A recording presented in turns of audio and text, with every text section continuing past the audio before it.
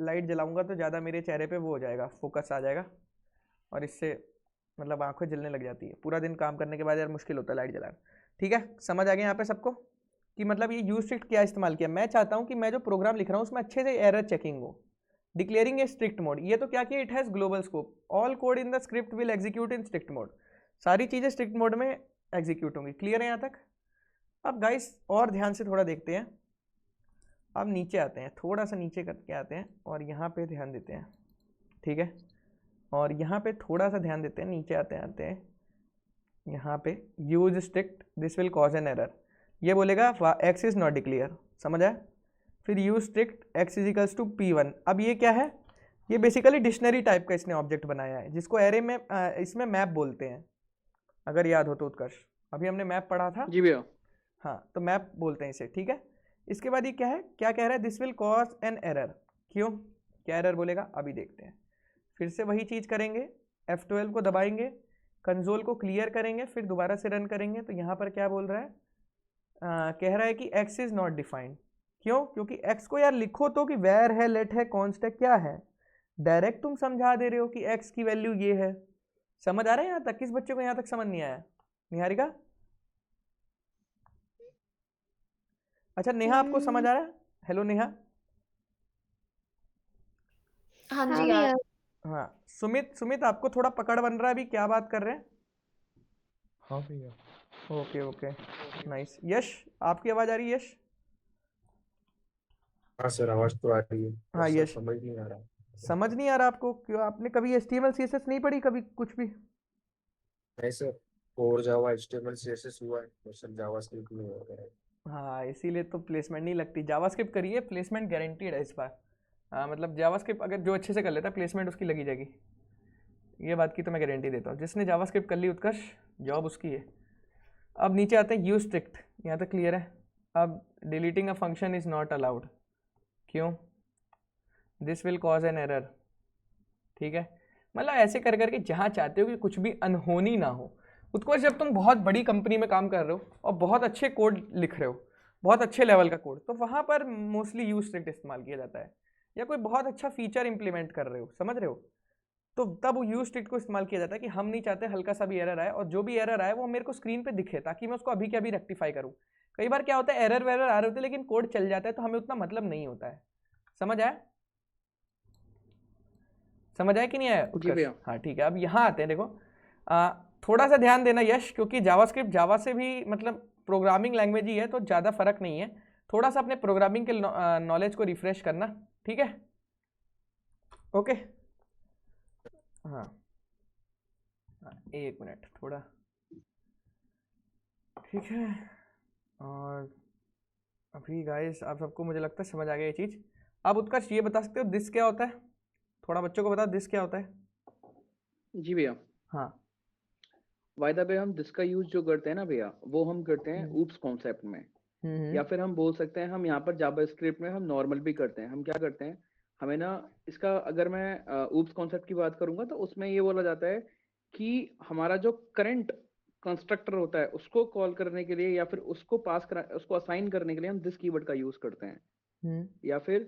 या फिर हम ऐसे बोल सकते हैं कि जैसे हमने कोई भी लाइन लिखी है, जैसे मैंने एक जावास्क्रिप्ट में लाइन लिखी, जैसे पहले मैंने उसको चेंज किया, जैसे मैंने कोई भी एक डिस्प्ले है उसको चेंज किया, तो मैंने लिखा कि document dot get element by ID का नाम लिखा, फिर डॉट स्टाइल लिखा, style background equals to blue colour. अब फिर मुझे इसको ब्लू कलर को अगर मुझे प्रिंट कराना है या फिर कहीं भी प्रिंट कराना है, तो मैं क्या कर सकता हूँ, मैं एक वेरिएबल लूंगा, variable a is equals to, तो मैं क्या करूंगा, variable a is equals to this dot का यूज कर लूंगा कि वो वाला जो पूरा एलिमेंट है वो दिस डॉट आ जाएगा। तो ये भी वर्क होता है जावास्क्रिप्ट के अंदर। हाँ, दिस बेसिकली क्या मतलब, एक लाइन में अगर उत्कर्ष बताओगे तो दिस क्या है बच्चों, जिन बच्चों को कुछ भी नहीं समझ आ रहा उनके लिए? करंट ऑब्जेक्ट को असाइन करने के लिए। बिल्कुल, मतलब बार बार देखो यार, होता क्या है, एक ही चीज को बार बार कॉल करने से अच्छा मतलब जैसे लिखना बार बार उत्कर्ष डॉट उत्कर्ष डॉट उत्कर्ष डॉट। जैसे प्रोनाउन होता है, प्रोनाउन होता है कि ही शी, तो उसी तरह से कुछ है उत्कर्ष? क्यों? जी भैया। जैसे प्रोनाउन में बार बार प्रोनाउन होता है उसी की तरह यूज होता है ये। बिल्कुल बिल्कुल, जैसे ये नहीं कोई कहेगा कि बार बार एक ही नाम ले रहे हैं, हम क्या कर रहे हैं, दिस डॉट जी, करके बात कर रहे हैं। ठीक है गाइज, यहाँ तक समझ आ रहा है सबको कि क्या होता है दिस। अब देखो, अब ये भी हम बताते हैं कि हाँ किस किस की बात कर रहे हैं, ये तो अपने आप वो समझ ही जाएगा, ये तो दिस लिखने से हमें पता लग ही जाता है कि किसकी बात कर रहे हैं। जैसे अब यहाँ पर एक प्रोग्राम लेते हैं, फटाफट यार इसको समझते हैं थोड़ा सा। यहाँ पर क्या किया है, यहाँ पर लिखा था जावास्क्रिप्ट दिस कीवर्ड। अब देखो ये सब हमें नहीं पढ़ना है, ये हम हटा देते, ठीक है, हमारे को थोड़ी लाइफ में क्लियरनेस चाहिए, ये चीज़ हटा देते हैं। अब रन करते हैं। अब देखो क्या आ रहा है, जॉन डो। अब जॉन डो कैसे आ रहा है, ध्यान से देखो। पहले हमने एक ऑब्जेक्ट बनाया, ऑब्जेक्ट को हमेशा कॉन्स्ट नाम से बनाते हैं उत्कर्ष, ठीक है। ऑब्जेक्ट बना लिया, ऑब्जेक्ट बनाने के बाद यहाँ पर क्या किया, ऑब्जेक्ट की प्रॉपर्टीज लिखी। फर्स्ट नेम की क्या वैल्यू दी तुमने, जॉन। लास्ट नेम की क्या वैल्यू दी, डो। देखो इसके बाद एक कॉमा लगाना भूलना मत, ये वो सेमीकोलन नहीं है जो नहीं लगाए बिना काम चल जाएगा, नहीं यहाँ लगाना पड़ेगा। लास्ट नेम क्या दिया, डो। आईडी दी 500 ये जो भी। अब फुल नेम क्या दी, फुल नेम में देखो तुमने क्या किया, फुल नेम में तुमने खेल दिया, तुमने यहाँ एक फंक्शन बना दिया, फंक्शन बना दिया। और फंक्शन कैसे पता लगेगा, ब्रैकेट से चिपका हुआ है, फंक्शन बना दिया। यहाँ देखो, यहाँ कर्ली ब्रेसेस खुली और इसके अंदर तुमने क्या लिख दिया, return this dot first name. समझे मेरी भाई, ये ऑब्जेक्ट के अंदर बना है तो ऑब्जेक्ट के प्रॉपर्टी को कॉल कर रहा है, तो ऑब्जेक्ट की प्रॉपर्टी को कॉल करेगा। तो अगर इसको नॉर्मली कैसे करना चाहिए था, पर्सन डॉट फर्स्ट नेम। अगर बाहर करता तो यही करता, पर्सन डॉट फर्स्ट नेम करता नहीं करता जी भैया। लेकिन अगर अंदर कर रहा है ऑब्जेक्ट के तो क्या कॉल करेगा, क्यों। अब तुम कहोगे ऑब्जेक्ट के अंदर कैसे कर रहा है, अबे दिमाग लगाओ थोड़ा। यहाँ देखो ये शुरू हो रहा है ब्रैकेट यहाँ पे क्रिएट हो रहा है और ब्रैकेट यहाँ खत्म हो रहा है, तो ये फुल नेम ऑब्जेक्ट के अंदर ही बनाया हुआ फंक्शन है। अगर जिसको नहीं पता ऊप्स के कॉन्सेप्ट पढ़ के आए पहले, बीटेक बीसीए में मजाक करोगे तो नहीं चलेगा, ठीक है। थोड़ा सा इस चीज़ को सीरियस रखना पड़ेगा। अब यहाँ पे देखो ये चालू है और यहाँ पर बंद है, तो ये फंक्शन है इसके अंदर। और ये देखो ये ब्रैकेट यहाँ चालू हो रही है, ये ब्रैकेट यहाँ खत्म हो रही है, तो ऑब्जेक्ट तुम्हारा यहाँ खत्म हो रहा है और ये फंक्शन यहाँ चालू है। यहाँ हमेशा ब्रैकेट्स पे फोकस किया करो। कोडिंग में नज़र बहुत तेज होनी चाहिए, सबसे बड़ी बात नज़र अच्छी होनी चाहिए, सब सीखोगे। रिटर्न दिस डॉट, यहाँ ये जो चीज़ है ये किस लिए बनाई गई है, ये इससे बात करने के लिए बनाई गई है। पर्सन डॉट फर्स्ट नेम, अगर नॉर्मली लिखते बाहर कहीं मंगाते इसकी वैल्यू तो यही लिखते, लेकिन हम ऑब्जेक्ट के अंदर लिख रहे हैं तो यहाँ पर इसलिए हमने दिस डॉट फर्स्ट नेम लिखा। तो समझ आया सबका दिस का मतलब क्या है। अब मुझे लगता है सबको समझ आ गया कि ऑब्जेक्ट की प्रॉपर्टीज को एक्सेस करने के लिए है। क्यों, किसी को जिसको समझ नहीं आया हाथ खड़ा कर दे, मैं दोबारा समझा दूंगा उसको सही से। करंट ऑब्जेक्ट की भैया, जिसको समझ नहीं आया गाइस हाथ खड़े कर सकते हो, कोई प्रॉब्लम नहीं है।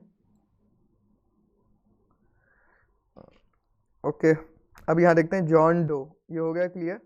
अब इसी तरह से what is this, call, bind, apply, ये देखो, and bind can refer this to any object. Methods like call, apply and bind can refer this to any object. This is a method. When used in an object method, this refers to object. In the example, ये क्या कह रहा है, this refers to person object. Person object कैसे, यानी कि person नाम का तुमने एक ऑब्जेक्ट बनाया था, उसके मतलब उसके ऑब्जेक्ट को रेफर कर रहा है, बस उसी को रेफर कर रहा है, ये समझो। दिस बेसिकली किस लिए है, किसी बंदे को बुलाने के लिए, किसी प्रॉपर्टी को बुलाने के लिए, सिंपल।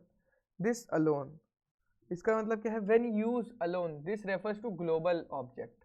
ग्लोबल ऑब्जेक्ट यानी कि जैसे इस एग्जांपल में देखो यहाँ लिखा है x is equal to this और यहाँ पे क्या लिखा है ऑब्जेक्ट विंडो। जो ग्लोबल ऑब्जेक्ट है इसने उसको एक्सेस कर लिया, यानी कि कुछ भी लिख के दे दिया ऑब्जेक्ट विंडो। क्लियर है यहाँ तक गाइस सबको, यहाँ तक मुझे लग रहा है सबको समझ आ रहा है क्या लिखा है मैंने।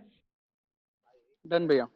हाँ, अब जिसको नहीं समझ आता है वो हाथ उसी टाइम खड़ा कर लिया करो, घबराया मत करो, बार बार बोल रहा हूँ घबराया मत करो, ठीक है। अब थोड़ा सा यहाँ ध्यान देते हैं सारे बच्चे, अब थोड़ा सा यहाँ पर देखो ध्यान दो। अब यहाँ पर क्या लिखा है नीचे, यूज स्ट्रिक्ट हो गया, use strict let x is equal to this. ये चाह रहे हैं कि इसमें भी तुम एरर दो, ठीक है, बट इसमें क्या है एक्स ऑब्जेक्ट विंडो, बार बार ग्लोबल ऑब्जेक्ट को एक्सेस कर ले रहा है जो कि कोई डिक्लेयर नहीं है। अब यहाँ पर आता है रिटर्न दिस, देखो ये क्या, ये एग्जांपल अच्छा है, इसने माई फंक्शन को यहाँ पर कॉल किया, ठीक है, और इसके अंदर क्या लिखा है फंक्शन रिटर्न दिस। ये क्यों लिखा है रिटर्न दिस, तो फिर से इसने क्या किया, दिस के पास जब कुछ नहीं रहता है, जब भी दिस के पास खाली हाथ होता है तो वो क्या करता है ग्लोबल ऑब्जेक्ट को एक्सेस कर लेता है, ग्लोबल ऑब्जेक्ट को कॉल मारता है, तो इसीलिए ऑब्जेक्ट विंडो लिखता है, ठीक है, अभी पढ़ा था हमने। अब इसके बाद यार कुछ इसी तरह से दिस को इस्तेमाल करते हैं। अब सबसे पहले बढ़ते हैं यार अपने नेक्स्ट स्टेप पे, ठीक है, तो फटाफट से अपने नेक्स्ट स्टेप पे बढ़ते हैं गाइज। और यहाँ पे मुझे लगता है एकदम अब क्लियर हो गया होगा सारे बच्चों के। अब आते हैं एरो फंक्शन पे। एरो फंक्शन यार जावास्क्रिप्ट का बहुत ज़्यादा काम लेने वाला फीचर है, रिएक्ट में बहुत ज़्यादा इस्तेमाल होता है, रिएक्ट नेटिव में बहुत जी ज़्यादा भैया। इस्तेमाल होता है। रिएक्ट नेटिव की बात कर रहा हूँ, ऐप डेवलपमेंट भी करी है मैंने कुछ हद तक, तो मुझे पता है ये एरो फंक्शन बहुत इस्तेमाल होता है उसमें। तो यहाँ पर चलते हैं, ट्राई इट योर सेल्फ। अब देखते हैं क्या है। बेसिकली कुछ नहीं है, पॉइंट करने के लिए होता है। जैसे बात करते हैं यहाँ पर ध्यान, जैसे 4 लाइन का फंक्शन है, उसको आपको अगर 1 लाइन में लिखना है तो मैं ऐसे ही बताऊँ लिख भैया? सकते हो। हाँ यस उत्कर। हाँ अब देखो ध्यान से यही है देखो भैया, यहाँ। एरो फंक्शन हम्म यही है। जैसे एरो फंक्शन जो होता है वो एक फंक्शन का ही टाइप होता है। एरो हम्म फंक्शन हो गया, बहुत सारे फंक्शंस होते हैं, ठीक है हम्म भैया। तो एरो फंक्शन में क्या होता है, जैसे हमें कोई एकदम से शॉर्ट मेथड लिखना है, कोई एक हम्म शॉर्ट फंक्शन बनाना है, तो हम एरो फंक्शन का यूज़ करते हैं। लेकिन ये डिसएडवांटेज है, अगर हमें लॉन्ग कोई फंक्शन लिखना है तो यहाँ वहाँ पर ये डिसएडवांटेज करता है। हाँ अब देखो यहाँ क्या होता है, लेट माई फंक्शन, इसमें आपने 2 वैल्यूज ली, यानी कि 2 पैरामीटर लिए, a कॉमा बी, यानी कि 2 वेरिएबल लिए, ये भी समझो, a कॉमा बी, और फिर आपने क्या काम कराया, एक स्टार b करके उसको रिटर्न कर दिया। यानी कि रिटर्न करना मतलब यही है, इस एरो फंक्शन का काम ही यही है कि रिटर्न करेगा। अब देखो क्या है, the complete shows in syntax of an arrow function and how to use it. कैसे, पेस्ट, आपने 2 वैल्यू दिए, ऊपर क्या वैल्यू दिए, 4 और 5 दिए। यहाँ पर सारे बच्चे ध्यान से देखा करो, थोड़ा खुद भी सेंस लगाया करो यार। 4 5 दिए और 4 इंटू 5 20। क्लियर है यहाँ तक? मुझे नहीं लगता है किसी को भी नहीं समझ आया होगा। क्लियर है? जिसको भी नहीं समझ आया हाथ खड़ा कर लो। यस यस, थोड़ा समझ आ रहा है आपको? हाँ सर, ये सब क्लियर है सर मेरा, कुछ कंसेप्ट एरो फंक्शन हो गया। हाँ एरो मुझे फंक्शन, सर हाँ बोलिए बोलिए। ये इसमें मुझे इसमें सर से तो एक इंटरव्यू का क्वेश्चन भी बन जाता है। हाँ एरो फंक्शन का बहुत ये इंटरव्यू का क्वेश्चन बनता है, इसीलिए पढ़ा रहा भैया हूँ। ये इंटरव्यू तो ये सबसे पहले पूछ देता है कि नॉर्मल फंक्शन और एरो फंक्शन में क्या डिफरेंस है। हाँ तो सर राइट देखा था और क्या मंजू, सिंटैक्स में? क्या क्या राइट। क्या यश? सिंटैक्स में भी है, और ये कि नॉर्मल फंक्शन होस्टेड होते हैं, ये फंक्शन होस्टेड नहीं होते। हाँ ऐसे भी बोल सकते हो, बहुत सारे, मतलब देखो जब जब क्या होता है ना, अभी आपने हमने पढ़ लिया, ठीक है, अभी हमने वो सारी चीज़ें जावास्क्रिप्ट की पढ़ ली। अभी मैंने बोला ना इंटरव्यू प्रिपरेशन का अलग से होगा। इंटरव्यू प्रिपरेशन का क्या है कि उसके क्वेश्चंस पढ़े जाते हैं, कि कैसे क्वेश्चंस बनते हैं, फिर डेप्थ में पढ़ा जाता है। अच्छा इसमें ये कमी थी, उसमें वो अच्छा था, इसमें ये कमी थी, इसलिए इसको लाया गया। अभी हम सारी चीज़ें पढ़ रहे हैं, तो इस वजह से हमें सारी चीज़ें अच्छी लग रही हैं। बाद में हमें समझ आएगा कि कौन सी मेजर फंक्शनैलिटी है जो यूज़ करनी है हमें कंपनी में, वो जो ज़्यादा इस्तेमाल होती है। तो जब तुम्हें पता लग जाएगा कि ज़्यादा इस्तेमाल होती है, तो तुम कहोगे क्वेश्चंस भी इसी से बनेंगे, जाहिर सी बात है, क्वेश्चंस भी इसी से बनेंगे। तो इसीलिए यश से पूछ रहा हूँ मैं, क्योंकि मेरा यही एम रहता है कि एक एक बच्चे से हम क्लियर करते चले कि उसको ये समझ आ रहा है नहीं आ रहा, क्योंकि हम सब पे ध्यान देते हैं। तो यश आपको समझ आया कि मतलब किया क्या हमने? हाँ सर। हाँ यश थोड़ा सा फोकस करिएगा, इसलिए आपको हो रहा है क्योंकि आज आपकी पहली क्लास है, इस वजह से। कोई नहीं, अभी ये बच्चों को ज़्यादा दिन नहीं हुए, और जो घबराना नहीं है सबको, पहली बात तो। और मतलब देखो यार, मुझे अच्छा लगता है कि जो रिज्यूमे मैंने बनवाया उससे तुम लोग की जॉब वॉब लगना चालू हो गई, बड़ा अच्छा लगता है। नमन तुमने नया वाला रिज्यूमे भेजा था अभी? हाँ भैया, लेकिन उसमें मैंने फ्रंट एंड का पार्ट हटा दिया था। मैंने फ्रंट एंड टेक्नोलॉजीज मैंने भी आज सीखी नहीं है ना नहीं डाल सकते हो भैया। HTML फिर मैं उनको अगर मेरे CSS। से इंटरव्यू में पूछेंगे तो मैं कहाँ से जवाब दूंगा अभी उसको। कोई नहीं, तुम बस 2-3 दिन HTML CSS bootstrap Tailwind CSS की क्लास चलो, तुम्हारा हो जाएगा। देखो नहीं मैं बता रहा हूँ, हाँ। मना कर दो आप उनको जाते ही ना, उनको बोल दो कि I am learning this technology, इतना बोल सकते हैं। मैंने दिखाया था, तो सबसे पहले उन्होंने ना ये पूछा मोंगोडीबी भैया, आती आ है गया। आपको, तो मैंने बोल दिया कि मैम मैं लर्न कर रहा हूँ अभी, तो छोड़ दिया था फिर उन्होंने वो पार्ट। ठीक है, हाँ ये भी अच्छा है। और जिसकी मोंगोडीबी तो एक दिन का खेला बस। हाँ और देखो यार जिसकी, तुम बैकएंड वाले हो, तुमको पता है, मुझे नहीं पता। जिसको देखो, अब जिसको नहीं पता, जिसका लेक्चर छूट गया वो यहाँ से कर लेगा कंटिन्यू, रिकॉर्डेड हाँ भी है, हाँ हर क्लास वो की रिकॉर्डिंग होती है। और जिसका भी छूट गया यहाँ से करो यार। कहने का मतलब यार देखो यही है, देखो कहने का मतलब है, जैसे अभी हमारे 2 बैच चल रहे हैं, तो 11 से 12 वाले में हम बिगिनर से शुरू से हर चीज़ धीरे धीरे पढ़ा रहे हैं, जिनको बिल्कुल भी कोडिंग नहीं आती। ये बैच थोड़ा प्राइम बैच है, इसमें जॉब को फोकस करते हैं। देखो अभी मुझे अच्छा लग रहा है कि चलो नमन को कॉल इंटरव्यूज आने लग गए, साहिल भाई के 2-2 3-3 इंटरव्यू शेड्यूल हो गए, उत्कर्ष का हो भी गया, तो काफ़ी अच्छा लग रहा है। जो बंदे करने वाले हैं वो कर ले जाएंगे, क्यों उत्कर्ष? अब मैं हर बंदे को लिक्विड तो नहीं पिलाऊंगा कि भाई ये लो लिक्विड पी लो, मैं साइंटिस्ट हूँ, मैंने डिस्कवर किया, इससे जॉब लग जाती है। तो वही होता है। मैं तो देखो सारी चीज़ें तुम्हारे सामने ले आकर रख दे रहा हूँ, तुम्हारा रिज्यूमे बनवा दिया, इंटरव्यू प्रिपरेशन करा दिया, लिंक्डइन, नौकरी, हायरएक्ट, ग्लासडोर सबकी प्रोफाइल बनवा दी, सब कुछ करवा दिया। जॉब लेना तुम्हारा खेल है, क्यों गाइस? इंटरव्यू देना तुम्हारा काम है, सब कुछ बता दे। तुम कहो तुमसे नहीं हो रहा, रेफरल दे दूँ, मैं रेफरल दे देता हूँ, कोई दिक्कत नहीं है। लेकिन तुम कॉन्फिडेंस तो दिखाओ मुझे कि हाँ भाई कार्तिक भाई मेरे को आता है, मैं कर लूँगा। अब जैसे नमन है, उत्कर्ष है, इन लोग को ऑलरेडी मैं रेफरल दे देता क्योंकि मुझे पता है ये लोग के पास वो कोर नॉलेज है जो कंपनी को चाहिए। अब आप लोग के पास क्या, आप लोग सोचते हो उस भैया ने यूट्यूब पे बोला जावा करो जॉब लग जाएगी। अरे यार मार्केट के सिनेरियोस चेंज होते रहते हैं। अभी जो जावास्क्रिप्ट कर रहा है, जिसके पास अच्छे प्रोजेक्ट्स हैं, जिसके पास अच्छे रिज्यूमे है, उसकी जॉब लग जा रही है। सिंपल सी चीज़ है। इसको समझने में आप लोग को कड़वा लग रहा है कि यार नहीं ये गलत बोल रहे हैं, गलत बोल रहे हैं, जावास्क्रिप्ट नहीं कर रहे हैं। मत करिए, बैठे रहिए घर पे। मैं तो क्लियर कहता हूँ, मार्केट चेंज होती रहती है। कल को चैट जीपीटी कोई नई लैंग्वेज निकाल देगा, लोग वो करने लगेंगे। तो कहने का मतलब ये चेंज होता रहेगा मार्केट, समझ रहे हो नमन? हाँ भैया सही बात है। अब वही है जो मार्केट, अब जैसे मेरे से बूढ़े बूढ़े लोग हैं मेरे ऑफिस में, या मतलब हर जगह है जो मेरे से भी कम सैलरी कमाते हैं। मैं ये नहीं कह रहा मैं उनको इंसल्ट कर रहा हूँ, मैं ये कह रहा हूँ कि वो उतने में खुश रह गए कि हमें पाइथन आ गई, हम गुरु हो गए, बस अब हमें इससे ज्यादा नहीं सीखना। मेरे खुद के ऑफिस में बंदे के 12-12 साल का पीएचपी में एक्सपीरियंस है, 60-70 हजार रुपए की सैलरी में खट रहे हैं अभी भी। हाँ 12-12 साल एक्सपीरियंस है। वही है कि मतलब आप लोग ग्रो नहीं करना चाहते हो तो ठीक है, फिर ले लो एक नॉर्मल जॉब, बोलो मैं दिलवा देता हूँ, और फिर खटना वहाँ पे, पता लगेगा कि कितनी मेहनत होती है, खून पसीने की मेहनत, और सैलरी भी अच्छी नहीं मिलेगी। फिर कहोगे कार्तिक भाई क्या ही फ़ायदा हुआ। तो इसीलिए कहता हूँ हर्षित भाई, अच्छी टेक्नोलॉजी सीखो, भले 1 साल रुक के जॉब लो, लेकिन एक अच्छी जॉब लो। समझ रहे हो हर्षित भाई आप मेरी बात? बिल्कुल जी बिल्कुल। और हर्षित भाई थोड़ा ध्यान देना क्लास में, क्लास छोड़ना मत कोई सी। जॉब मैं तो जॉब भैया आप, मैं कह रहा हूँ मैं आपकी जॉब लगवाऊंगा, आप बस कोई क्लास छोड़ना मत, मैं आपसे क्लियर कह रहा हूँ। आप बस जो मैं पूछूं, जो मैं पढ़ाऊं उसे जाके घर में 2-3 बार रिवाइज करना, खुद से पढ़ना, टाइम मैं देना। भैया अभी हाँ 2-3 दिन से मैं कोडिंग नहीं कर रहा हूँ, मैं आपसे क्यों झूठ बोलूँ। अच्छा, क्यों क्या हो गया? पेपर चल रहे हैं भैया एमसीए के मेरे। अच्छा नहीं ठीक है, वो सब चीज़ें मैनेज करके मतलब कोडिंग करना है, हम्म, थोड़ा ठीक। सेटलमेंट करनी चाहिए, कोई दिक्कत नहीं। अब दिस हो गया। अब एरो फंक्शन देख लिया तुम लोगों ने। अब देखो दिस को कैसे इस्तेमाल किया जाता है।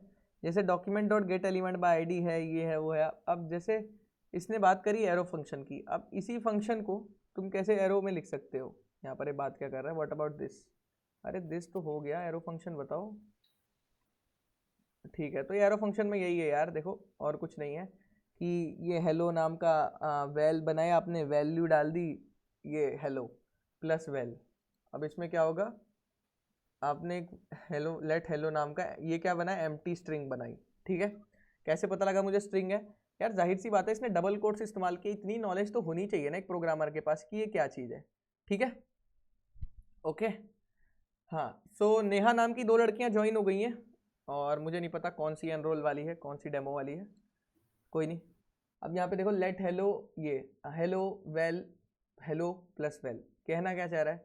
वेल में क्या है, तुम लोग कहोगे वेल में क्या है। अब यहाँ सुनो, ये कहना चाह रहा है कि यहाँ पे जो भी इसको वैल्यू मिलेगी, जैसे यूनिवर्स मिली, ये हमने हेलो को कॉल किया, ये जो था हमारा हेलो, इसको हमने हेलो को फंक्शन को कॉल किया। अब हमने अंदर वैल्यू इसकी कौन सी डाली, यूनिवर्स। तो ये यही कह रहा है कि हेलो नाम का एक फंक्शन है, ठीक है, इसकी जो वैल्यू है वो पैरामीटर है, ब्रैकेट के अंदर है। हेलो नाम के फंक्शन को कॉल करोगे, जो भी वैल्यू दोगे उसको यहाँ पर प्लस में लगा देना है। प्लस में यानी कि हेलो के साथ जोड़ देना है। तो देखो यूनिवर्स को हेलो के साथ जोड़ दिया गया है। तो यहाँ तक समझ आ रहा है सबको? यश भाई समझ आ रहा है आपको? ये समझ आया नहीं आया? आ गया। आ गया, ओके नाइस। अब देखो ध्यान से, नहीं आएगा तो भी बताना है, दोबारा बताएंगे आपको अच्छे से। अब ये चीज़ है ऐसी, इसी तरह से स्ट्रिंग को ऐड करते हैं, कॉन्केटिनेशन बोलते हैं इसे। अब यहाँ पर आते हैं जेएस की क्लासेस। जेएस की यार क्लासेस क्या होती हैं, सबसे पहले देखें क्लासेस क्या होती है। Class name, class. अब आ गए ऑब्जेक्ट ओरिएंटेड के बारे में। अब देखो उत्कर्ष, ऑब्जेक्ट ओरिएंटेड के बारे में आ गए, तो क्या है, use the keyword class to create a class. Class बनाने के लिए, जैसे जावा में आप लोगों ने बहुत सुना होगा, पब्लिक क्लास, ये क्लास, वो क्लास, प्राइवेट क्लास, सुना है ना? सुना है नहीं सुना? क्लास का तो यूज भैया सी जी प्लस भैया, प्लस भी होता है शायद। हाँ सब जगह होता है। देखो सी प्लस प्लस जावा सब में जहाँ होता पर है। सब में ऑब्जेक्ट, होता है ना, ये मीन्स इसमें कॉन्सेप्ट होता है, है। हाँ जहाँ पर इसमें ऊप्स कॉन्सेप्ट होता है, उसमें क्लास बिल्कुल कॉन्सेप्ट बिल्कुल होती है। वही, जहाँ पर ऑब्जेक्ट ओरिएंटेड के बनेंगे कॉन्सेप्ट, वहाँ पर इस्तेमाल होगी क्लास, ऑब्जेक्ट। बीसीए में पढ़ा था ना। हाँ बढ़िया। अब यहाँ देखो क्लास नेम। अब ये क्लास नेम डाल दिए, कुछ भी नाम डाल सकते हो, कोई दिक्कत नहीं है, ठीक है। अब यहाँ नीचे डाला कंस्ट्रक्टर। तुम कहोगे यार कंस्ट्रक्टर क्या होता है, कंस्ट्रक्टर डाल दिया। अब इस कंस्ट्रक्टर वो होता है बेसिकली, अभी बताएंगे इसके बारे में, घबराओ नहीं। ऑब्जेक्ट पढ़ लिया, अब क्लास पहले पढ़ो, फिर कंस्ट्रक्टर 2 मिनट में समझ आ जाएगा, ठीक है। तो यहाँ पे देखो ये क्लास कार नाम की क्लास बना दी, ठीक है। क्लियर है यहाँ तक? कैसे बनानी है, क्लास लिख के नाम लिख देना है, फिर कर्ली ब्रेसेस खोल के बंद कर देनी है। क्लियर है यहाँ तक सबको कि कैसे करना है? ये क्लास लिखनी है और कार लिख के कर्ली ब्रेसेस यहाँ से खोलनी है और यहाँ पर बंद करनी है। क्लियर है सबको यहाँ तक? क्लियर है भैया। अब देखो, अब यहाँ पर क्या लिखना है, कंस्ट्रक्टर नेम और ईयर। अब ये बाद में बात करेंगे कंस्ट्रक्टर के बारे में, कंस्ट्रक्टर पे आप लोग मत फंसो, ठीक है। Name this dot name this dot year, ये क्या कर रहा है, प्रॉपर्टीज भर रहा है, जैसे ऑब्जेक्ट में भरा करते थे, नहीं भरा करते थे, ऐसे ऑब्जेक्ट में भरा करते थे ना। कुछ समझ आ रहा है कहना क्या चाह रहा हूँ? ये पढ़ो जी भैया। JavaScript class is not an object. JavaScript की जो क्लास होती है वो एक ऑब्जेक्ट नहीं होती है, it is a template for JavaScript object. Template होती है। अब देखो, अब तुम कहोगे भाई क्या ये क्या टेम्पलेट कैसे होती है? अब देखो, using a class, when you have a class you can use the class to create objects. Const car is equals to new car for ये, और कॉन्स्ट माई कार, ये क्या है कि हमने क्लास बना ली। क्या बात है, क्या बात है, ये तो कार एक मिनट, ठीक है। When you have a class you can use the class to create, एक मिनट अंदर जाने दो ना पहले, देखो ये रही ना क्लास, मैं कह रहा हूँ इसमें क्लास कहाँ दिख रही है मुझे, ऊपर है ना क्लास, ये देखो यहाँ पर क्लास है और यहाँ पर कार को कॉल किया। आप देखो उत्कर्ष, देखो क्लास का काम कितना अच्छा होता है, ध्यान से लिखना। ये तुमने एक वेरिएबल बनाया नहीं बनाया, ठीक है, बनाया। अब देखो जी, यहाँ पर तुमने क्या किया उत्कर्ष, न्यू लिखा, न्यू कार। यहाँ पर तुमने क्या किया, एक कार ना माई, ये बेसिकली बता दे रहा हूँ आप सबको, ये ऑब्जेक्ट है, कॉन्स्ट माई कार वन, ये ऑब्जेक्ट है। ध्यान से देखो ऑब्जेक्ट क्यों है, कौन से ऑब्जेक्ट बनाते हैं, माई कार वन नाम का ऑब्जेक्ट बनाया, न्यू कार बनाया, और दो वैल्यूज हमने भेजी है।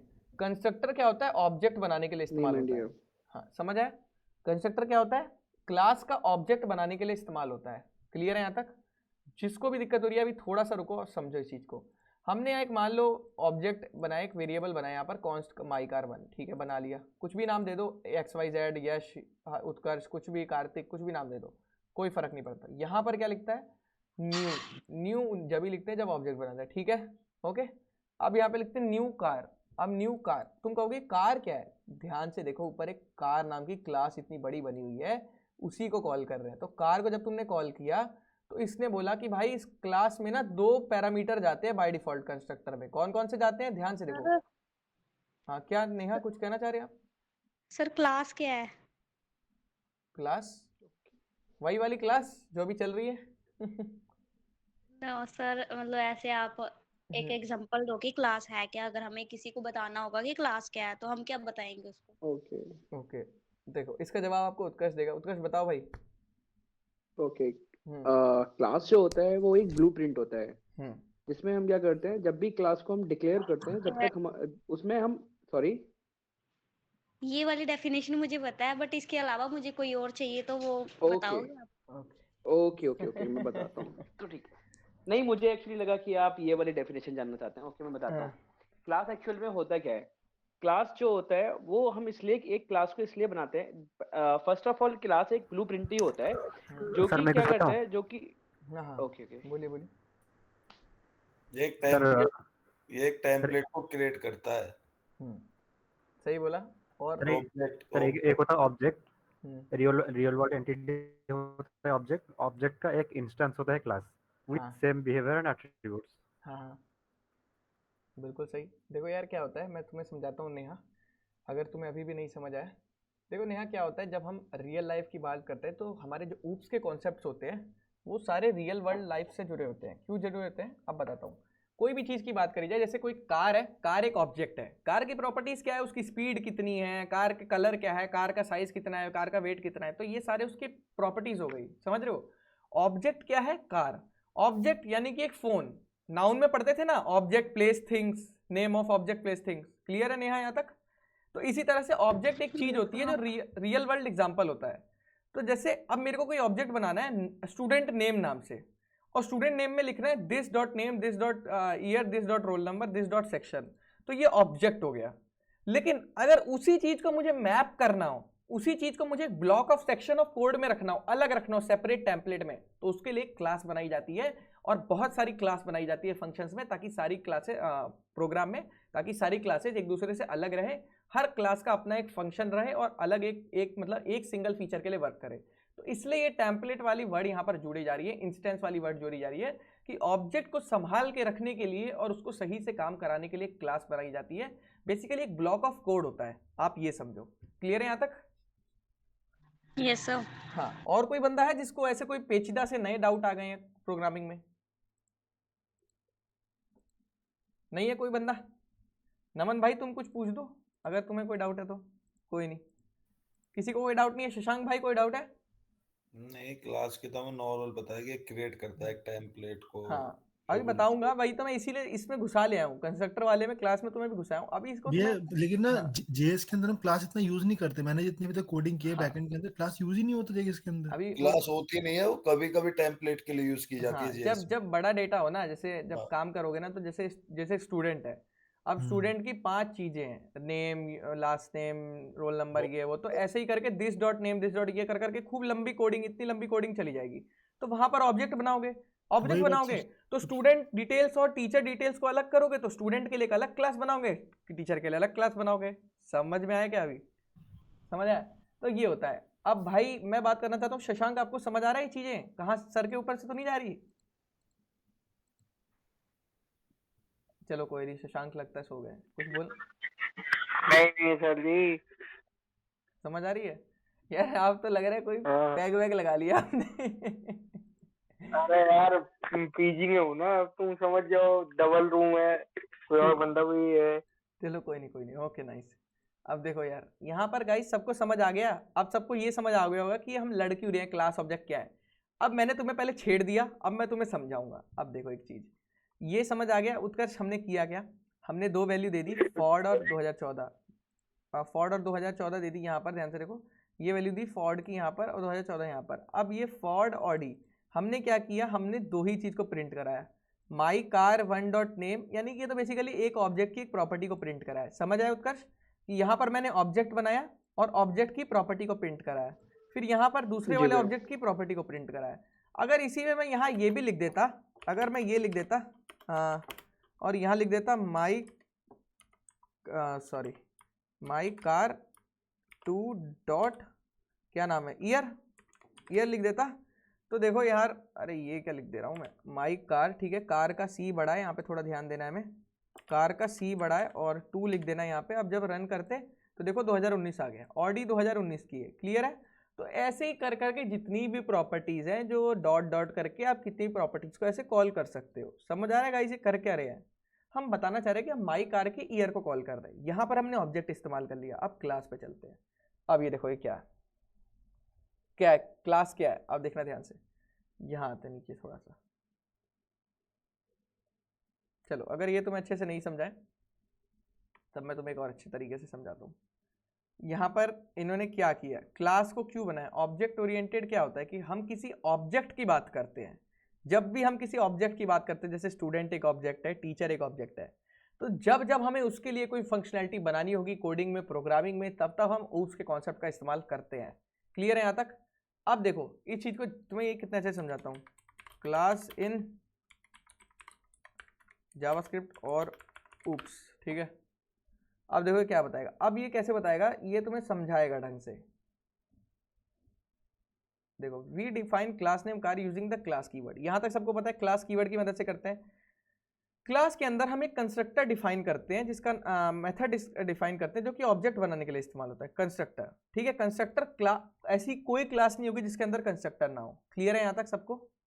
नमन जितने भी बंदे हैं जिन्होंने नहीं किया, ऐसी कोई क्लास नहीं होगी जिसके अंदर कंस्ट्रक्टर ना हो। यहाँ तक क्लियर है? अब ध्यान देते हैं यहाँ पर थोड़ा। अब the constructor method initialise object properties, बार बार बोल रहा हूँ, ऑब्जेक्ट को इनिशियलाइज करने के लिए कंस्ट्रक्टर बनाया जाता है।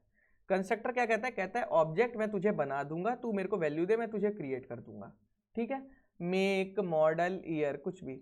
When a new car object is created, कोई नई कार बनाई, ऑब्जेक्ट, न्यू कार ऑब्जेक्ट बनाया। जैसे देखो यहाँ पर चलते हैं, यहाँ पर इसने बनाया था ना गाइस, ये क्या है, कॉन्स्ट माई कार क्या है, ऑब्जेक्ट है। शक है कोई इसमें? क्यों यहाँ न्यू लिखा है, न्यू कार? तो यही होता है, ऑब्जेक्ट को ऐसे बनाना होता है। अब देखो यहाँ तक समझ आया सबको? अब यहाँ पे थोड़ा और ध्यान से पढ़ो, क्या लिख रहा है? कह रहा है कि कार की जितनी भी प्रॉपर्टीज होंगी, मेक, मॉडल, ईयर, जो कि अंदर क्लास के कंस्ट्रक्टर के अंदर लिखी होगी, वो सारे इसके एक ऑब्जेक्ट बन जाएगी, बन गई। अब we create an instance of car class named my car. अब देखो यही होता है, जो यहाँ पर देखो नाम भी इसने सेम ही लिया है, समझ गया है मेरी बात?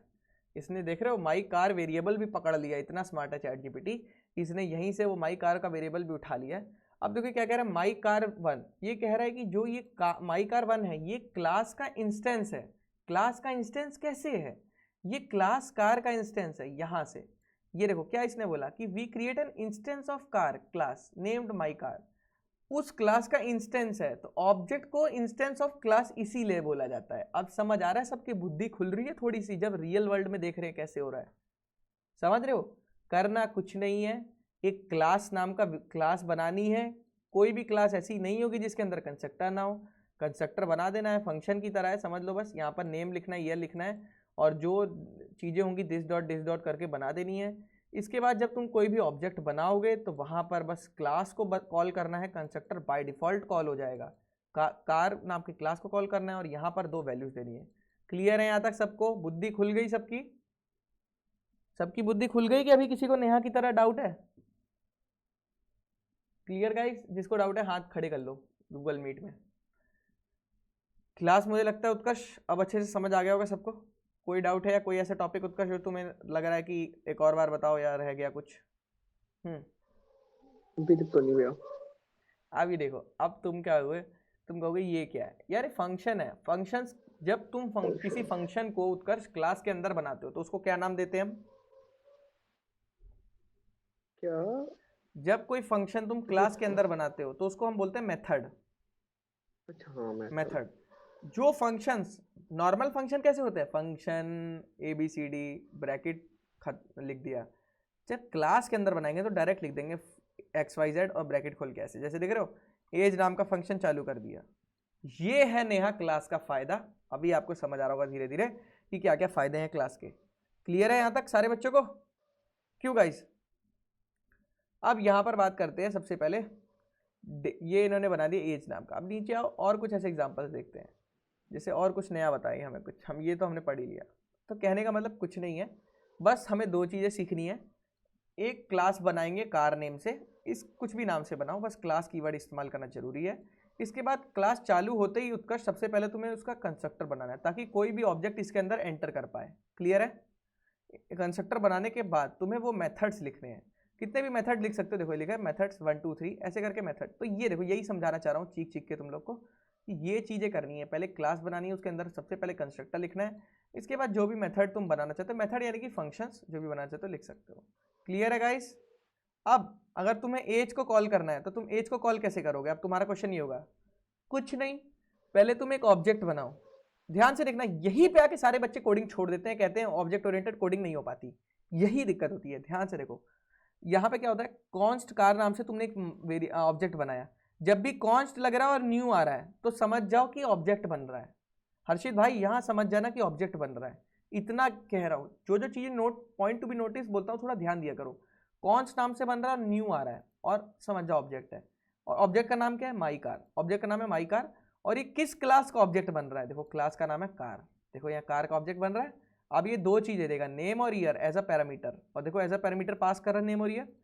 अब तुम कहोगे कार्तिक भाई ये तो तुमने कंस्ट्रक्टर तो बनवा दिया, यहाँ तक तो समझ आ गया, कंस्ट्रक्टर बन गया बाय डिफॉल्ट, अपने आप कॉल हो गया कंस्ट्रक्टर। जैसी क्लास को कॉल किया कंस्ट्रक्टर कॉल हो गया। कार्तिक भाई ये एज को कैसे, मैं एज लिख रहा हूँ, एज एक्सेस ही नहीं हो रहा, एज की फंक्शन कॉल कैसे लगानी है? कुछ नहीं यार, जो तुमने फंक्शन अपने ऑब्जेक्ट का नाम रखा था ना, उसी के आगे डॉट लिख के, क्योंकि देखो ये ऑब्जेक्ट, ध्यान से देखना नेहा, ये ऑब्जेक्ट इसके अंदर जा चुका है, इस क्लास के अंदर घुस चुका है। तो बस तुम्हें डॉट एज लगाना है और ब्रैकेट खोलनी है। देखो ये जो काम इसने यहाँ पर किया है, समझ आया कि किसी क्लास के फंक्शन को, मेथड को कैसे यूज किया जाता है? ऑब्जेक्ट की मदद से। इसी को बोलते हैं ऑब्जेक्ट ओरिएंटेड प्रोग्रामिंग। जो तुम्हारे टीचर 6 महीने में सेमेस्टर में नहीं पढ़ा पाते हैं, वो मैंने तुम्हें 5 मिनट में पढ़ा दिया। जाके पूछ लेना, अच्छे से अच्छे बच्चे को इतनी नॉलेज नहीं होगी, क्योंकि लोग प्रैक्टिकल नॉलेज नहीं देखते हैं, लोग थियोरिटिकल नॉलेज पढ़ते रहते हैं। पॉलीमॉर्फिज्म, ये वो, ऐसे वैसे, कोड रियूजेबिलिटी, ये फीचर उसके, ये चीज़ कोई नहीं पढ़ाता। बात ये है जो मैटर करती है, कैसे बनाओगे किसी का ऑब्जेक्ट। देखो यहाँ पर ध्यान से देखो, वेलकम वेलकम सत्यम। अब देखो यहाँ my car dot age, my car dot age क्या होता है? जो भी ऑब्जेक्ट का नाम बनाया, ऑब्जेक्ट इसके अंदर गया और डॉट जो भी फंक्शन कॉल करा है एज कर लिया। अब आधे बच्चे उत्कर्ष में से सवाल करेंगे, भैया आपने कार डॉट एज क्यों नहीं लिखा? अरे भाई कार एक क्लास है, उसको 100 ऑब्जेक्ट इस्तेमाल करने वाले हैं, आगे चल के 100 ऑब्जेक्ट इस्तेमाल करेंगे। तो यही बात जावास्क्रिप्ट में माना जाता है कि तुम ऑब्जेक्ट के नाम पे कॉल करोगे। क्यों? क्योंकि तुम्हारा ऑब्जेक्ट इस क्लास के अंदर जाएगा, कंस्ट्रक्टर से क्रिएट होगा, इंस्टेंस बनेगा और एज फंक्शन को एक्सेस कैसे करेगा, माई कार डॉट एज नाम से, यानी कि ऑब्जेक्ट के नाम के आगे जो भी मेथड इस्तेमाल करने वाले हो XYZ उसका नाम लगा दो। यहाँ तक किसी को डाउट है? ये सब खुश मिजाज हैं कि समझ आ रहा है? क्यों यश भाई? यस सर, डाउट नहीं है। हाँ, जिसको भी यार देखो डाउट है चीख के बोलो, चिल्ला के बोलो, हाथ खड़ा करो, जो करना है वो करो, वीडियो ऑन कर लो कि भाई बिल्कुल नहीं समझ आ रहा, इमरजेंसी है, मतलब जो भी करना है करो बस। हाँ, क्योंकि देखो एक बार आगे बढ़ जाएंगे, सत्यम यार ये काले काले हाथ भेजना बंद कर दो, ठीक है। अब देखो यहाँ पर मॉड्यूल्स, JS की मॉड्यूल्स क्या क्या होती हैं जिसके बारे में लोग बात नहीं करते। जावास्क्रिप्ट की मॉड्यूल्स क्या क्या होती हैं? मॉड्यूल्स देखते हैं यार। यहाँ पर ये क्या क्या है, टाइप मॉड्यूल्स, अच्छा ये वो वाली मॉड्यूल्स है, ठीक है। JavaScript modules allow you to break up your code into separate files. Okay nice, this makes it easier to maintain a code base. ये कब आया था बताया नहीं इसने, ठीक है, ये 7 में शायद से आया होगा। JavaScript modules allow you to break up your code into separate files. क्या कहना चाह रहा है उत्कर्ष ये कि जावास्क्रिप्ट आपको ये मौका दे रही है, अलाउ करती है कि भाई मेरे कोड को तुम 2-2 3-3 फाइल में ब्रेक कर लो। समझ आया कितनी बड़ी बात है ये, कितनी अच्छी बात है ये। मतलब पहले तो होस्टिंग वाले फीचर से तो हम खुश हो ही गए थे, ये तो सोने पे सुहागा हो गया, मतलब हद पार हो गई जिसकी। मतलब ये कह रहा है कि मतलब हमारे कोड को तुम 2-2 फाइल में लिख दोगे, वो वेरिएबल एक्सेस करोगे, एक्सेस होंगे। अब देखो ध्यान से क्या कह रहे हैं, JavaScript modules allow you to break up your code into separate files. अलग अलग फाइल में कोड लिख सकते हो। This makes it easier to maintain a code base. सही बात है, जब तुम कोड बेस को समझते हो, प्रोजेक्ट करते हो तो आसानी होती है। Model are imported from external files with the import statement. Modules also rely on type module in the script tag. समझ है? उसका समझ आ रहा है ये क्या बोलना चाह रहा हूं मैं? जी देखो क्या होता है, मैं समझाता हूँ एक चीज समझाता हूँ तुम लोग को। जब भी तुम प्रोजेक्ट बनाते हो या फिर बूटस्ट्रैप डाउनलोड करते हो, बहुत इंपॉर्टेंट है भैया। हाँ ये बहुत इंपॉर्टेंट, जब भी बूटस्ट्रैप डाउनलोड करते हो या बहुत सारी चीज डाउनलोड करते हो या रिएक्ट पे काम करते हो या किसी भी फ्रेमवर्क में आगे चल के काम करते हो, यार ऐसा तो होगा नहीं हर्षित भाई कि मैं एक ही फाइल में सारा कोड लिखूंगा और मेरी 10-20 पेजेस की वेबसाइट बन जाएगी। यार कम से कम तुम्हें 50-60 फाइल्स पे काम करना पड़ेगा अगर एक प्रोजेक्ट बनाना है तो। हर्षित भाई ये चीज़ मैं क्लियर बता रहा हूँ। अगर आप लोग कोई बड़ा प्रोजेक्ट बना रहे हो, कंपनी लेवल की बात कर रहा हूँ मैं, कंपनी लेवल की, जो कंपनियों में जिसके लिए आपको सैलरी मिलने वाली है, तो कंपनीज में जब प्रोजेक्ट बनाए जाते हैं तो कम से कम 50-60 पेजेस के होते हैं। 50-60 पेजेस मतलब 50-60 फाइल्स। मैटर नहीं करता वो जावास्क्रिप्ट की हो, मैटर नहीं करता वो C# की हो, मैटर नहीं करता वो Node.js की हो, रिएक्ट की हो, कुछ भी हो, .js हो, .typescript हो, कुछ भी हो, मैटर नहीं करता। मैं 50-60 फाइल्स लगभग बता रहा हूँ आपको। इतनी फाइल्स में आपको कोडिंग करनी पड़ती है, तब जाके एक बहुत ही धांसू प्रोजेक्ट बनता है। जो आप लोग सोच रहे हो ना कि मैं आपको सिखा रहा हूँ, ये सब सिखा रहा हूँ, जब प्रोजेक्ट बनाऊंगा तब आप लोग को पता लगेगा कि कितना मेहनत लगती है प्रोजेक्ट बनाने में। तो यही चीज़ है, प्रोजेक्ट नॉर्मल प्रोजेक्ट्स की बात नहीं करें, अच्छे लेवल के प्रोजेक्ट की बात कर रहा हूँ मैं। तो यहाँ पर जब क्या होता है उत्कर्ष, जब हमने कोई जावास्क्रिप्ट का कोड दूसरी फाइल में लिखा हो, हर्षित भाई ध्यान से सुनना, जब आपने जावास्क्रिप्ट के किसी कोड को दूसरी फाइल में लिखा हो और आप चाहते हो कि वो कोड आपका इस फाइल में आ जाए, मौजूद हो जाए, इंक्लूड हो जाए, तो उसके लिए हर्षित भाई हम क्या करते हैं, इंपोर्ट करते हैं। जैसे आप बाहर से आईफोन इंपोर्ट करते हो ना इंडिया में, कि यार मुझे आईफोन बाहर दुबई में US में सस्ता मिल रहा है, मैं आईफोन 15 Pro Max ले लेता हूँ, वो मुझे 40,000 के डिस्काउंट पे मिल जाएगा। तो इसीलिए क्या करते हैं लोग, इंपोर्ट करते हैं। तो उसी तरह से इंडिया में मंगाया, तो इसी तरह से वो कोड आपने अपनी मौजूदा फाइल में मंगाया। जैसे फॉर एग्जांपल बात करते हैं यहाँ पर, तो ये देखो ये जो कोड लिखा है ये क्या है, ये क्या है, इसको कॉपी करते हैं। इसको जाके मान लो अगर मैं कोई फाइल बना रहा हूँ और मैं यहाँ पर इंपोर्ट ये लिख देता हूँ और यहाँ पर मैं दूसरी फाइल बना रहा हूँ, देखो 2.html की 2.html लिख रहा हूँ, ठीक है। अभी मैं समझाने के लिए लिख रहा हूँ, तुम लोग इधर बस ध्यान से देखो। ये मैं चाहता हूँ कि जो मैंने देखो जो भी मैंने कोडिंग करी 1.html में, ठीक है, 1.html में जो भी मैंने कोडिंग करी गाइस ध्यान से देखो, ये जो फाइल है मेरी, मैं चाहता हूँ इसका सारा कोड ना मैं यहाँ पर इस्तेमाल कर पाऊँ दूसरी नई फाइल में। तो इसके लिए हम क्या करते हैं, इम्पोर्ट मैसेज लिख के हम क्या लिखेंगे, 1.html। अभी समझने के लिए देखो 1.html फ्रॉम ये या ये लिख देंगे इम्पोर्ट 1, जो भी फाइल का नाम होगा 1 नाम है। अब यहाँ से लिख देंगे import.html ताकि इसको पता लग जाए, और यहाँ लिखेंगे 1.html, ठीक है। यहाँ तक समझ आया सबको कि क्या किया, यानी कि इस फाइल के सारे कोड को हमने कहाँ पर बुला लिया, सेकंड फाइल में। क्लियर है सबको, यहाँ तक समझ आया? हाँ सबको समझ आया? हाँ जी। ओके। अब देखो इसी तरह से जब बड़े बड़े प्रोजेक्ट बनाओगे तो कोड चेंज होगा, कोड चेंज मतलब आपस में एक्सचेंज होगा, ये ले लो वो ले लो, एक ही बार फंक्शन बना दिया उसको 10-10 फाइल में यूज़ कर रहे हैं तो उसको चेंज नहीं कर सकते, नहीं तो डेटाबेस खराब हो जाएगा, ये वो बहुत सारी टेंशन होती है प्रोजेक्ट पे काम करते हुए। आपसे जब काम करेंगे तो पता लगेगा। अब यहाँ पर बात करते हैं with the import statement modules also rely on type modules. अब ऐसे पहले हमें लिखना पड़ता है, ऐसे ये चीज़ जैसे इसको कॉपी करते हैं और देखो इसको हम यहाँ पे हटा देते हैं, इसको हटा नहीं देते, कमेंट कर देते हैं गाइस, और थोड़ा नीचे आ जाता है और यहाँ पे लिखेंगे देखो, तो इसका कलर कैसा आ गया ना कलर इसमें, क्योंकि ये सही तरीका है, ऐसे हम इंपोर्ट करने वाले हैं। समझ आए? Import message from GS. अब लोग कहेंगे मैसेज क्या है? अब देखो तुमने क्या किया, तुमने इंपोर्ट किया message from dot message GS, यानी कि ये एक फाइल है मैसेज डॉट जीएस नाम से, इसमें मैसेज नाम की एक चीज़ है जो तुमने यहाँ बुलाई है। क्लियर है यहाँ तक सबको, या ये नहीं समझ आ रहा? समझ नहीं आ रहा? तो जैसे मान लो मैसेज नाम के उसने कुछ लिखा है, और मैसेज में क्या लिखा है, ये लिखा है जेसी इज 40 ईयर ओल्ड। यहाँ पे देखो मैसेज को प्रिंट किया है ना इसने, ये लाइन प्रिंटिंग के लिए होती है, घबराना नहीं है, ये इतनी लंबी लगती है, इसीलिए जे क्वेरी का इन्वेंशन हुआ, छोटी छोटी जावास्क्रिप्ट की कॉल लगाने के लिए।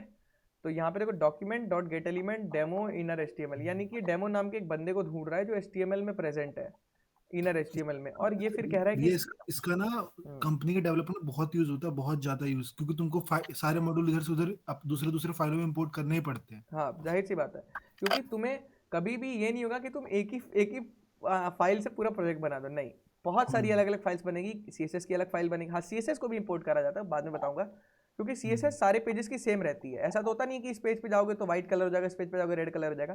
तो ये साइजिंग, ये लोगो, ये सारी चीज़ें सबके लिए सेम होती है, इसीलिए सीएसएस भी इंपोर्ट करी जाती है, ये भी ध्यान में आया। तो यहाँ पर देखो ध्यान से, जैसे जेएस, अब person.js के अंदर ये लिखा है all at one at the bottom, कैसे? अब एक्सपोर्ट, अब ये देखो एक्सपोर्ट भी लिखना पड़ता है, बिना एक्सपोर्ट के काम नहीं होगा, ये ध्यान रखना। यहाँ पर इंपोर्ट लिखा है तो वहां पर एक्सपोर्ट भी लिखना पड़ेगा ना मन, नहीं तो वो सिक्योरिटी इशू की वजह से एक्सेस नहीं करेगा। हाँ सही बात है, क्योंकि सिक्योरिटी इश्यूज होते हैं इसमें। बिल्कुल बिल्कुल। हाँ तो यहाँ देखो, जब तक तुम चीज को एक्सपोर्ट नहीं करोगे तो इंपोर्ट कैसे कर सकते? हाँ जाहिर सी बात है। अब यहाँ देखो ये क्या कह रहा है, person.js नाम की तुमने एक फाइल बनाई। देखो अब जो चीज़ बताता हूँ वहाँ ध्यान देगा थोड़ा सा। person.js नाम की एक फाइल बनाई, तुमने लिखा एक्सपोर्ट कॉन्स्ट नेम जैसी, एक्सपोर्ट कॉन्स्ट, तुमने अलग अलग क्यों लिखा? वो कह रहा है कि एक ही बारी में सारी चीज़ जो एक्सपोर्ट करनी है, जैसे पूरे तुमने पहले कोडिंग कर दी, तगड़ी वाली लेवल की तुमने कोडिंग कर दी। अब तुम ये कह रहे हो कि भाई मैं ना लास्ट में लिखूंगा जो चीज़ें मुझे इस फाइल से बाहर ले जानी है। तो ये अच्छा तरीका है, लास्ट में आपको याद रहेगा आपको क्या क्या लिखना है, ऐसे आप भूल जाएंगे कि आपने क्या किसको एक्सपोर्ट किया नहीं किया। लास्ट में एक ही बारी में लिख दीजिए नेम एज सब कुछ। अब जो एक्सपोर्ट करा, अब इंपोर्ट जहाँ पे करेंगे वहाँ पर ये एक्सेस हो जाएगा। एक्सेस समझते हैं, एक्सेस मिल जाएगा इसको कि हाँ ये यूज़ कर लेगा। समझ आया? या करके दिखाऊँ ये चीज़। अब यहाँ देखो ये मैसेज.js नाम की फाइल बनाई, कॉन्स्ट मैसेज एरो फंक्शन की मदद से बनाया। देखो एरो फंक्शन है ना, एरो फंक्शन के नाम से बनाया। कॉन्स्ट नेम, देखो नेम क्या बनाया जैसे, कॉन्स्ट एज क्या बनाया 40, रिटर्न, देखो रिटर्न क्या कर रहा है, ध्यान से देखो रिटर्न क्या कर रहा है, ये नेम यानी कि जैसे प्लस जैसे इज एज यानी कि 40 ईयर्स ओल्ड। क्लियर है यहाँ तक सब बच्चों को कि यहाँ तक कैसे पहुँचे? अब ये क्या कह रहा है, एक्सपोर्ट डिफॉल्ट मैसेज, यानी कि पूरा फंक्शन ही हमने बाहर भेज दिया यार। तो ये जो तुम लोग सोच रहे थे ना कि ये कार्तिक भाई ये क्या था यहाँ पर, तो यार ये जो मैसेज नाम का फंक्शन था और ये कौन सी फाइल था, मैसेज.js में। समझ आया सारे बच्चों को कि ये मैसेज.js के अंदर क्या लिखा था? ये देख रहे हो मैसेज.js का कोड पूरा रिवील कर दिया इसने मेरे लिए, देख लो क्या लिखा। यहाँ से हम एक्सपोर्ट मार रहे थे उत्कर्ष मैसेज को मैसेज नाम से, और वहाँ पे इंपोर्ट मार रहे थे, तब हम उसको पकड़ पा रहे थे, कैच कर पा रहे थे। ये फीचर समझ आया जावास्क्रिप्ट का मॉड्यूल्स वाला?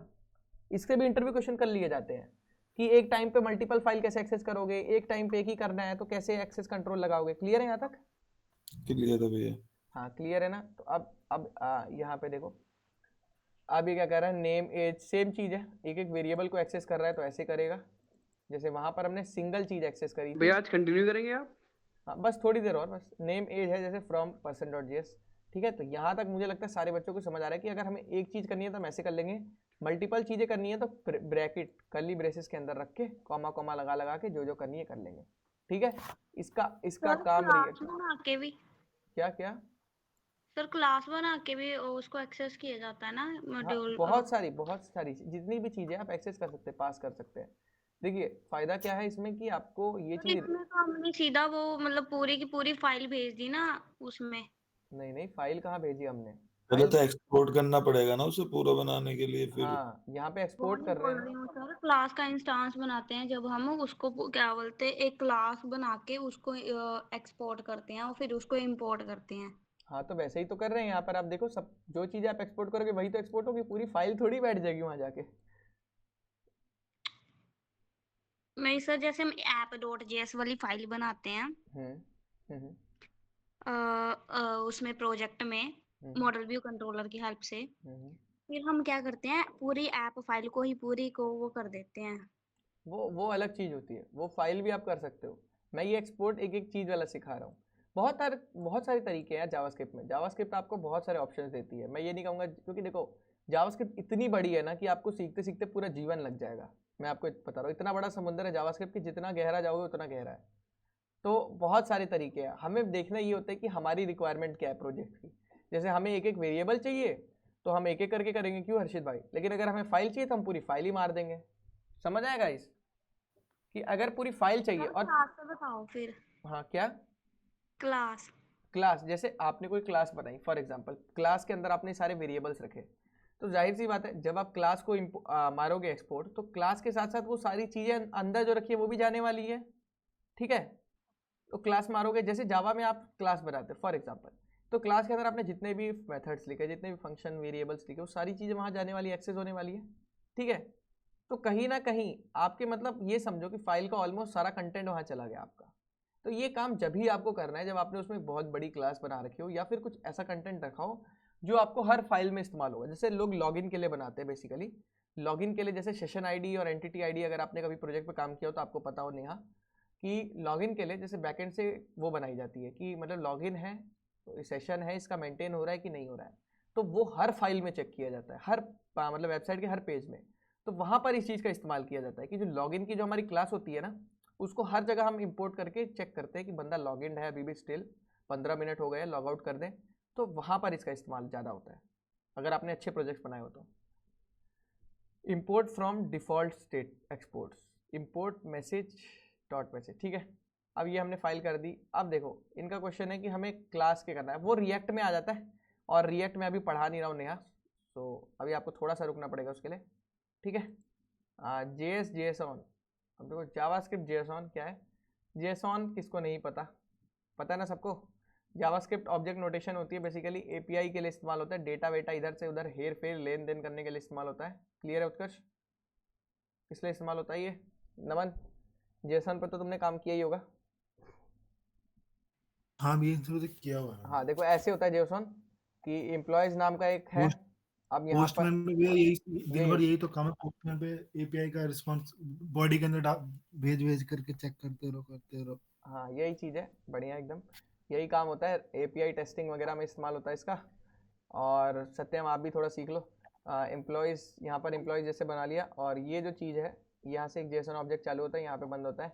अब इसके अंदर जितने भी चीज़ है, जैसे फर्स्ट नेम क्या है जॉन, फर्स्ट नेम क्या है एना, ऐसे कर करके, अब यहाँ लास्ट नेम भी है, तो जो सेमी कॉलन के इधर होगा वो क्या है की, और इस साइड में वैल्यू, तो की वैल्यू पेयर्स होते हैं, यानी कि की ये है वैल्यू ये है। मोंगोडीबी सीखोगे, मॉडल्स बनाने, कंट्रोलर्स बनाने, उसके लिए सीखना ही पड़ेगा, उसके बिना काम नहीं चलेगा। हाँ क्योंकि मोंगोडीबी नो एसक्यूएल डेटाबेस है जहाँ पर नॉट ओनली एसक्यूएल JSON के फॉर्म में भी काम होता है। सही कह रहा हूँ मैं नमन?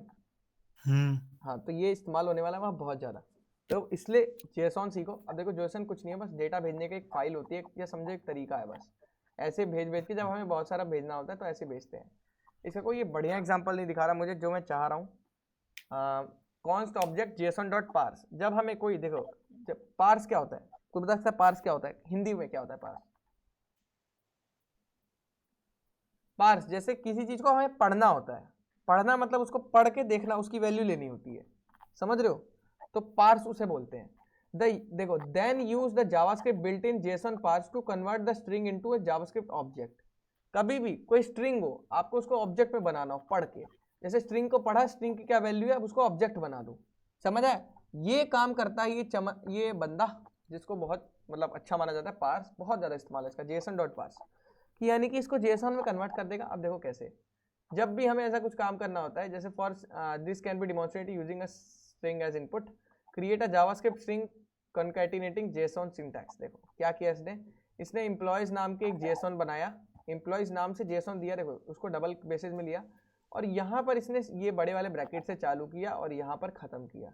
तो समझ आ रहा है गाइस ये किया क्या? ये ना इन सबको क्लियर होगा, लेकिन जब जैसे मोंगोडीबी पढ़ रहे होंगे ना, जब नोड के ये सब चीजें ज्यादातर क्लियर नोड में होगी। हाँ नोड में ही हल्की होगी। फुल्की भी रह रही होगी नोड जैसा, जब मोंगोडीबी करेंगे, जब प्रोजेक्ट वगैरह बना रहे होंगे तब अच्छे से क्लियर हो जाएगी, अच्छे से क्लियर हो जाएगी जिसको नहीं हो रही अभी। अभी इन्होंने यहाँ पर एग्जांपल नहीं दिया। देखो बेसिकली क्या होता है, ये json.parse होता है, जैसे यहाँ पर बोलते हैं json एग्जाम्पल, ठीक है फटाफट दो मुझे, या नहीं ये देखो ऐसा होता है जेसन का एग्जांपल। देखो ऐसा होता है कि नेम क्या है जॉन, एज क्या है स्टूडेंट, फॉल्स, एड्रेस क्या है, एड्रेस के अंदर देखो, अब एड्रेस के अंदर भी देखो क्या बना हुआ है, एड्रेस के अंदर ध्यान से देखो, एड्रेस के अंदर स्ट्रीट है, सिटी है, स्टेट है, पोस्टल कोड है, फोन नंबर के अंदर क्या टाइप होम का है, नंबर का, यानी कि किसी भी टाइप का डेटा आप जेसन में भेज सकते हैं।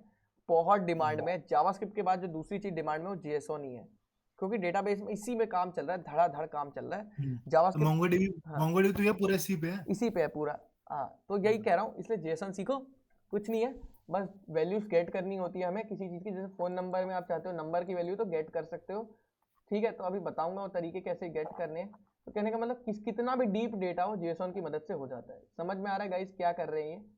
की वैल्यू पेयर बना रहे हैं, की का नाम है नेम, वैल्यू का नाम है जॉन डो।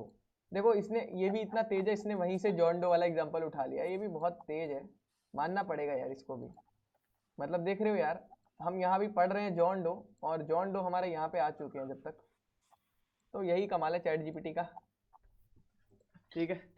तो गाइस समझ आ चुका है सबको, इस क्लास को यहीं अभी एंड करते हैं, और अभी कोई लीव नहीं करेगा, जिसको मैं बोलूँगा सिर्फ वही लीव करेगा, ठीक है। क्योंकि अभी दूसरा बैच चालू हो रहा है, जो कि हमारा बिगनर वाला बैच है, बिगनर, जो कि कल परसों ही चालू हुआ है, जिसमें हम बच्चों के लेवल की, मतलब जिनको बिल्कुल भी कोडिंग नहीं आती उनको सिखाते हैं। और ये बैच हमारा थोड़ा फास्ट बैच होता है, तो इसमें हम थोड़ी फास्ट कोडिंग करते हैं गाइस। क्लियर है सबको? सबको क्लियर है यहाँ तक? थोड़ी डिक्शनरी के जैसी नहीं थी? हाँ डिक्शनरी तो है वो, डिक्शनरी की तरह ही है। घबरा बोल तो रहा हूँ, की वैल्यू पेयर, डिक्शनरी भी तो की वैल्यू पेयर होती है। वही तो, वही घबराओ नहीं आप। जेसन बस एक नाम है इसका, जावास्क्रिप्ट ऑब्जेक्ट नोटेशन। क्या नाम है इसका? सौरभ भाई चिंता मत करो, पूरा समझ में आएगा, ये बस मोंगोडीबी पे आ जाने दो। मोंगोडीबी और नोड पर जब इम्प्लीमेंटेशन करोगे पूरा समझ में आएगा जेसन तो। हाँ 3 दिन से मोंगोडीबी डाउनलोड नहीं कर पा रहे, पिकअप नहीं हो रही। नहीं मोंगोडीबी डाउनलोड थोड़ी करना होता है शायद से, से हो ही नहीं रहा है। अरे मोंगो एटलस पे जाके अकाउंट बना लो ना, एटलस में अकाउंट बनाओ और फिर जाकर के वो जहाँ पे तुम्हें नोड.जेएस का जहाँ पे कनेक्ट करना होगा जाकर के index.js में कनेक्ट कर दो। पेड होता है ना यार नमन, ये पेड होता है थोड़े दिन के बाद। नहीं भैया, मैं तो यूज करता हूँ क्लस्टर, लेकिन हाँ लिमिटेड होता है, ज्यादा डेटा नहीं डाल सकते आप उसमें। हाँ लिमिटेड वाला वही कह रहा हूँ, और बाकी पेड होते हैं, और बहुत तगड़ा डेटाबेस होता है यार, मतलब फास्ट डेटाबेस होता है काफी। अब ये थोड़ी ना भैया कि तुम पूरा ई कॉमर्स बना दोगे उसके अंदर, वो मोंगोडीबी इतना बेवकूफ थोड़ी ना है कि तुमको फ्री में इतना डेटा स्टोर करने देगा। सही बात है। मोटा चलेगा, 3-4 मॉडल बना लो, 3-4 कलेक्शन बना लो, कोई दिक्कत नहीं। सही लगा था मुझे, मैंने भी सीखा था जब मोंगोडीबी, लेकिन वही था कंपनीज ज्यादातर ना यार पता नहीं क्यों मोंगोडीबी को ट्रस्ट नहीं करती। मैं जितने कंपनी में काम करता हूँ या तो पोस्टग्रे इस्तेमाल करती है या तो MS SQL या MySQL। Depends on the data, वो यूज करते हैं पोस्टग्रेड, MySQL, MS SQL, क्योंकि ज्यादातर अगर मेजॉरिटी देखा मेरे जाए में ना तो ये पूरा उस पर है, मोंगो पे है पूरा डेटाबेस। अरे क्योंकि तुम्हारा हॉस्पिटल है ना, उसमें ज्यादा वो आते हैं ना पेशेंट, तो उसको ज्यादा चाहिए डेटा, समझे? है हॉस्पिटल है? अरे नहीं भैया, मेंटल हेल्थ प्लेटफॉर्म है, मेंटल वो बनाता गजब यार।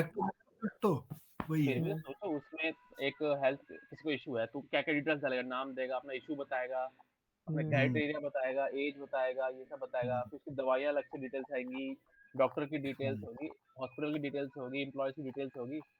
इतनी डिटेल्स मेंटेन करने के लिए SQL फिर उसको लंबा टाइम लगता है सर्चिंग में उसको, क्योंकि तुम्हें पता है टेबुलर फॉर्म में स्टोर करता है। एक चीज आप मुझे बताना, ये इलास्टिक सर्च क्या होता है? किसमें? मेरे को नहीं पता है, लेकिन इलास्टिक सर्च मतलब मोंगो के अंदर यूज करते हैं कि नोड के अंदर? इलास्टिक सर्च एक अलग डेटाबेस होता है, let me tell you about it. कहाँ गया हमारा? इलास्टिक सर्च अलग होता है यार,